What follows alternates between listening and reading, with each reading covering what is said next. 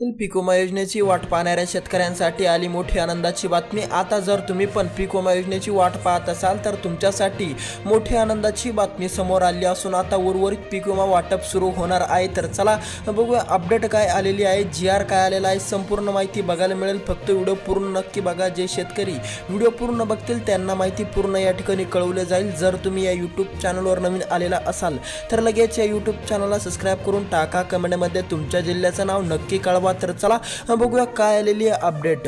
उर्वरित पीक विमा देण्यात या ठिकाणी येणार आहे, शेतकऱ्यांना देण्यात येणार आहे। जर तुम्ही या 14 जिल्ह्यामध्ये राहत असाल किंवा तुमची शेती या 14 जिल्ह्यामध्ये असेल तर तुमच्यासाठी आली मोठी आनंदाची बातमी। तर चला बघूया कोणत्या आहेत ते 14 या ठिकाणी जिल्हे, ज्या 14 जिल्ह्यातील शेतकऱ्यांना मोठा आनंदाचा क्षण या ठिकाणी आला असून आता उर्वरित पीक विमा योजनेची रक्कम या 14 जिल्ह्यातील शेतकऱ्यांच्या खात्यामध्ये या ठिकाणी जमा केली जाणार। तर चला बघूया कोणत्या आहेत ते 14 या ठिकाणी जिल्हे आणि कोणत्या आहेत ते महत्त्वाचे 3 काम जे तुम्हाला करणं अति आवश्यक आहे। जर तुम्ही ते केलेले नसतील तर लवकरात लवकर तुम्ही पूर्ण करून घ्या, जेणेकरून तुमच्या खात्यामध्ये पैसा जमा होण्यास कुठली अडचण, कुठली बाधा, अडथळा काय पण असो तुमच्या खात्यामध्ये सरळ फास्ट पैसा या ठिकाणी जमा होईल। जर तुमचे हे 3 काम पूर्ण नसतील तर लवकरात लवकर ते 3 काम पूर्ण करून घ्या, जेणेकरून तुम्हाला पण या ठिकाणी अडथळा असो, बाधा असो, कुठली काही निर्माण होणार नाही। जर भविष्यामध्ये कडक नियम लागू झाले तर तुम्हाला हे 3 काम जर तुमचे नसतील तर तुम्हाला रक्कम या ठिकाणी दिली जाणार नाही। म्हणून ते 3 काम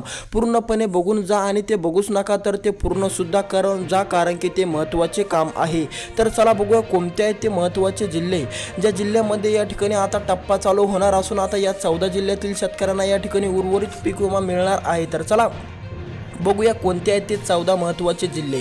जर तुम्ही पण या 14 जिल्ह्यातील शेतकरी असाल किंवा तुमची शेती पण या 14 जिल्ह्यामध्ये असेल आणि तुम्ही त्या ठिकाणाहून या ठिकाणी फॉर्म भरलेला असेल किंवा त्यासाठी पीक विमा भरलेला असेल, या 14 जिल्ह्यातून कुठूनही तुम्ही भरलेला असाल तर तुमच्यासाठी आली मोठी आनंदाची बातमी। आता उर्वरित पीक विमा रक्कम तुम्हाला दिली जाणार आहे, त्यामुळे चिंता काय करू नका। फक्त तुम्ही हे 3 काम काळजीपूर्वक बघा आणि ते बघूच नका तर ते पूर्ण नक्की करा। जर तुमचे हे 3 काम अधुरे असतील तर तुम्हाला पण पैसा या ठिकाणी येण्यास उशीर होऊ शकतो, तुम्हाला पण प्रतीक्षा करावी लागू शकते। म्हणून जर तुमचे हे 3 काम अधुरे असतील तर लवकरात लवकर ते पूर्ण करून घ्या, जेणेकरून तुम्हाला कुठली बाधा, कुठली अडचण निर्माण होणार नाही। तर चला बघूया कोणते आहेत ते महत्त्वाचे 3 काम आणि कोणते आहेत ते 14 जिल्हे, ज्या 14 जिल्ह्यातील शेतकऱ्यांना पहिला टप्पा या ठिकाणी दिला जाणार।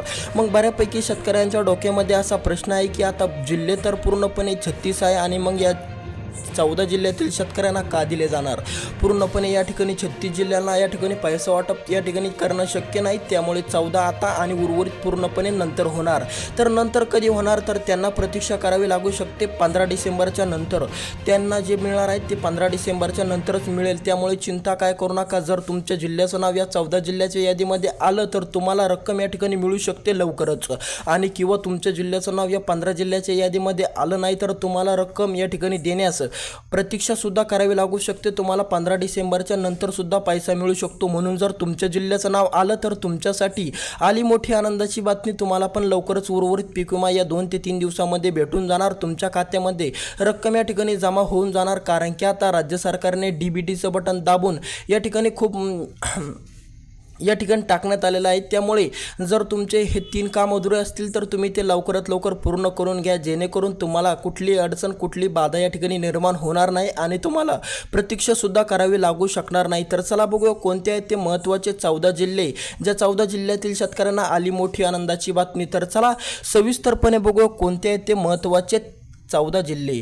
तर आता यामध्ये तुमचा पहिला जिल्हा असणार आहे जालना जिल्हा। जर तुम्ही जालना जिल्ह्यामध्ये राहत असाल किंवा जालना जिल्ह्यामध्ये राहून जर तुम्ही फॉर्म भरलेला असेल तर तुमच्यासाठी मोठी आनंदाची बातमी आलेली आहे। जालना जिल्ह्यातील पीक विमा भरलेल्या शेतकऱ्यांना आता लवकरच उर्वरित पीक विमा दिला जाणार आहे, त्यामुळे चिंता काय करू नका। जर तुम्ही जालना जिल्ह्यामध्ये राहत असाल किंवा तुमची जालना जिल्ह्यामध्ये शेती असेल तर तुमच्यासाठी आली मोठी आनंदाची बातमी। दुसरा जिल्हा आपला असणार आहे बीड जिल्हा।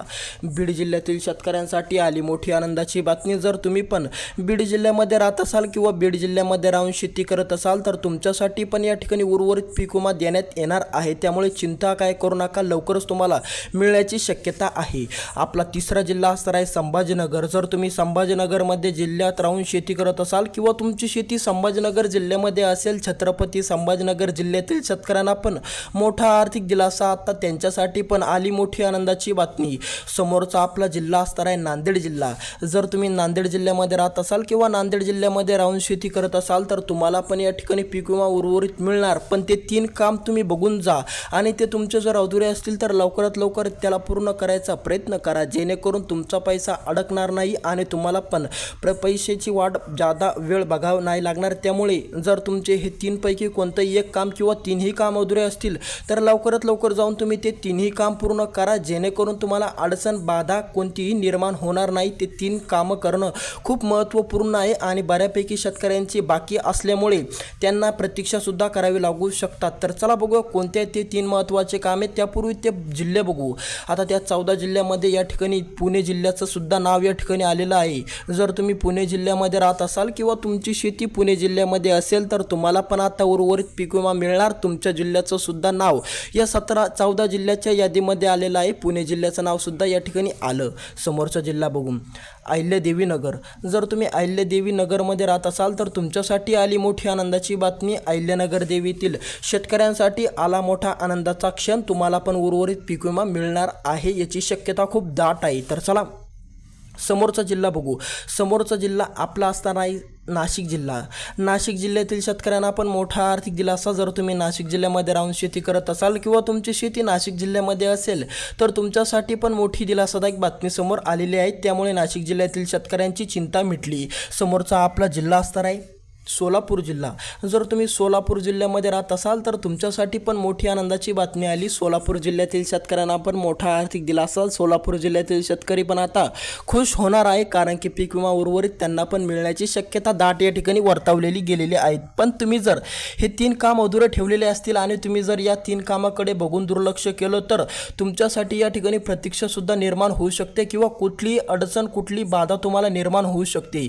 त्यामुळे ते 3 काम महत्त्वाचे आहे आणि ते महत्त्वाचे आहे तर आहेच, पण ते पूर्ण करणं ही तितकं महत्त्वाचं आहे. जर तुमचे ते 3 काम पूर्ण नसतील किंवा तुमचे त्यातले 1 किंवा 2 काम अधुरे असतील तर तुम्ही लवकरात लवकर ते 3 काम पूर्ण करून जा, कारण की तुम्हाला पण माहीत आहे हे 3 कडक काम जर नियम लागू झाले तर तुम्हाला हे 3 काम करणं अतिशय गरजेचे असणार आहे. त्यामुळे हे 3 काम तुमचे पूर्ण पाहिजेच पाहिजे. तर चला बघूया कोणते आहेत ते 3 महत्त्वाचे काम. पण ते काम बघण्यापूर्वी जर आता तुमच्या डोक्यामध्ये असा प्रश्न असेल की या 14 जिल्ह्याच्या यादीमध्ये तुमचा जिल्हा येतो का नाही येतो, तुमच्या जिल्ह्याचं नाव या 14 जिल्ह्याच्या यादीमध्ये आहे की नाही आहे, असा प्रश्न जर तुमच्या डोक्यामध्ये असेल तर कमेंट करा तुमचा जिल्हा कोणता आहे. त्या कमेंटच्या माध्यमातून आम्ही तुमचा प्रश्न दूर करू, तुम्हाला सांगू की तुमच्या जिल्ह्याचं नाव या 14 जिल्ह्याच्या यादीमध्ये आहे की नाही आहे. म्हणून जर प्रश्न तुमच्या डोक्यामध्ये प्रश्न असेल तर नक्की प्रश्नाचं उत्तर तुम्हाला कमेंटच्या माध्यमातून मिळून जाईल. फक्त तुमचा जिल्हा कमेंट करा. तर चला बघूया ती 3 महत्त्वाचे कामं जे तुम्ही केलेले नसतील तर लवकरात लवकर पूर्ण करून घ्या, जेणेकरून तुम्हाला कोणत्याही योजनेची रक्कम असून दे, कोणतीही योजना असून दे, त्या योजनेचा लाभ मिळेल आणि तुम्हाला फास्ट त्या योजनेचा लाभ मिळेल. तर चला त्यामध्ये तुमचं पहिले काम असणार आहे तुमचं आधार अपडेट असणं आणि तुमच्या खात्याशी लिंक असणं. बऱ्यापैकी शेतकऱ्यांचं आधारचं अपडेट नसतं आणि त्यांच्या खात्याशी लिंक नसतं. जर तुमचं पण असं असेल तर लवकरात लवकर तुम्ही तुमचं आधार अपडेट करून तुमच्या बँक खात्याशी लिंक करून घ्या, जेणेकरून तुम्हाला मोठा आर्थिक दिलासा या ठिकाणी मिळेल. तर चला समोरचं काम बघू. समोरचं काम आपलं असणार आहे या ठिकाणी EKYC करणं. ज्या शेतकऱ्यांची EKYC नाही, जर तुमची पण EKYC नसेल तर लवकरात लवकर तुम्ही EKYC करून घ्या. लवकरात लवकर तुम्हाला पण या ठिकाणी मोठा दिलासा मिळेल. EKYC जर नसेल तर लवकरात लवकर करून घ्या. आणि तिसरं आणि महत्त्वाचं काम असणार आहे फार्मर ID.